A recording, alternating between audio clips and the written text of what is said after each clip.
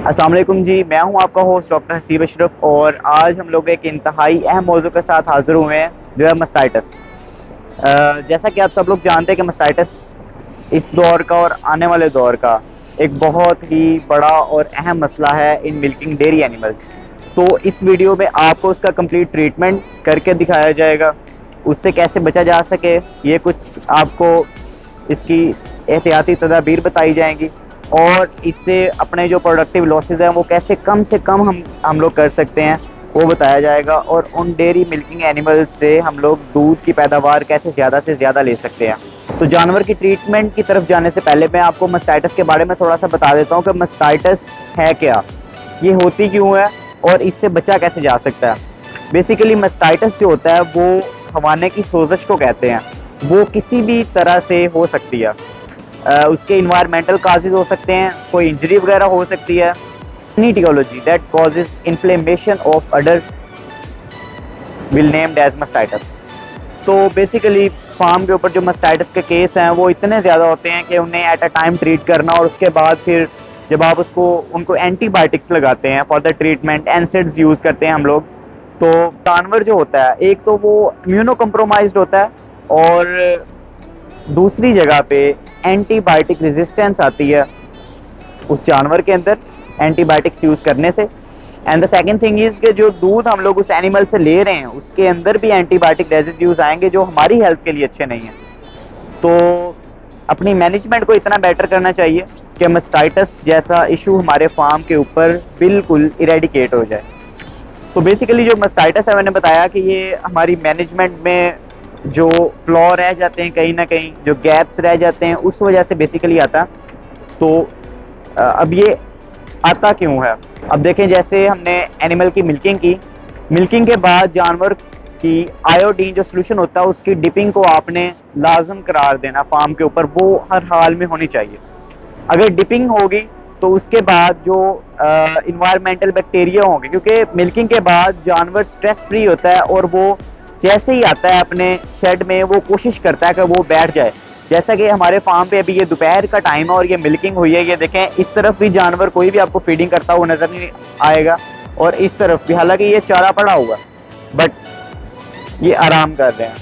ये क्यों आराम कर रहे हैं? क्योंकि उनका अडर अब मिल्क फ्री है, वो इजी होके बैठ सकेंगे और वो बंकर्स में रेस्ट कर रहे हैं। तो जब ये बैठे होते हैं तो टीट के जो आगे से होल होता है वो ओपन होते हैं, वो जैसे ही आके बैठते हैं जो अपॉर्चुनिस्टिक बैक्टीरिया होते हैं वो वहाँ से टीट के ऊपर चढ़ेंगे, स्टैंडिंग बैक्टीरिया, और इन्फेक्शन काज करेंगे। तो इससे बचने के लिए हमें चाहिए कि हम लोग टीट डिप्स यूज़ करें और जो फ्लोर है हमारे शेड का उसकी हम लोग कंटिन्यूसली आफ्टर सम आवर्स उसकी क्लीनिंग को इंश्योर करवाएं। तो ये चंद चीज़ें छोटी छोटी जिनको हम लोग मद्देनज़र रख के मस्टाइटस के इश्यूज से बच सकते हैं। बहरहाल फिर भी मैनेजमेंट में कहीं ना कहीं फ्लॉ रह ही जाता। तो मस्टाइटस का इशू हमारे फार्म पे आ गया, उसको हमने क्योर कैसे करना है, उसकी ट्रीटमेंट कैसे करनी है, वो हम लोग आपको एनिमल की तरफ ले चलते हैं। वो मैंने ट्रीटमेंट किया एक एनिमल का मस्टाइटस में। It was suffering from मस्टाइटस। एक काऊ थी हमारे पास, डेयरी काऊ, जो मैं 7 से 8 लीटर एक टाइम का दूध दे रही थी, मतलब वो 30 लीटर के करीब 35 लीटर के करीब हमें पर डे दूध दे रही थी। अब उसमें जैसे ही मस्टाइटस का इशू आया उसकी मिल्क लेट डाउन था, वो टोटली 30 किलो से 10 किलो पे आ गया और उसके जो टीट हैं उसके 2 थनों के अंदर इन्फेक्शन आया और उसमें से एक थन के अंदर तो हमें फ्लेक्स भी मिले। तो चलते हैं एनिमल की तरफ, आपको दिखाते हैं कि उसका ट्रीटमेंट कैसे कर सकते हैं हम लोग, कैसे उसको क्योर कर सकते हैं और कैसे बेटर वे में उसका ट्रीटमेंट करके हम लोग जो ये प्रोडक्टिव लॉस हुआ हमें तो उससे हम लोग बच सकते हैं। चलें। तो ये जी ले आए हम आपको जानवर के पास। तो ये आदमी इस जानवर की चवाई करके दिखाएगा। ये देखें कैसे टीट में से फ्लेक्स आ रहे हैं।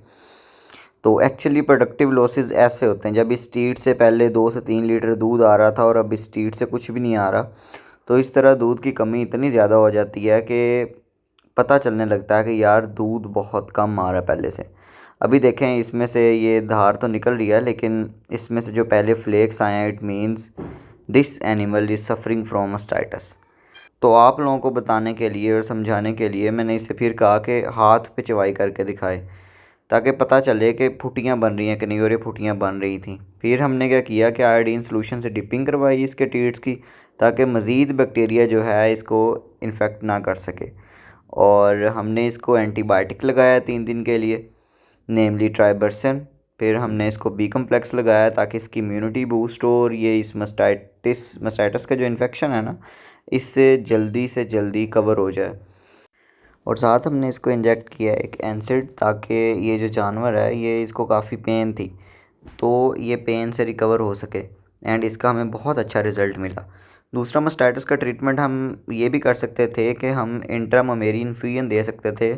उसमें ये होता कि अगर बहुत सीरियस इन्फेक्शन हो गया तो फिर हम ये ट्राई करते हैं कि इंट्रामामेरी यानी कि टीट के अंदर हम लोग मेडिसिन चढ़ा दें, तो उसका भी बहुत अच्छा रिज़ल्ट है। लेकिन हमने इस जानवर को इंट्रामस्कुलरली मेडिसिन दी और अल्हम्दुलिल्लाह ये जानवर रिकवर कर गया। को ये ट्रीटमेंट और जो मैंने प्रिवेंटिव मेजर्स बताई मस्टाइटिस के रिगार्डिंग, ये आपको समझ आई होगी। एंड इस चीज़ को आपने कंट्रोल करना है अपने फार्म के ऊपर।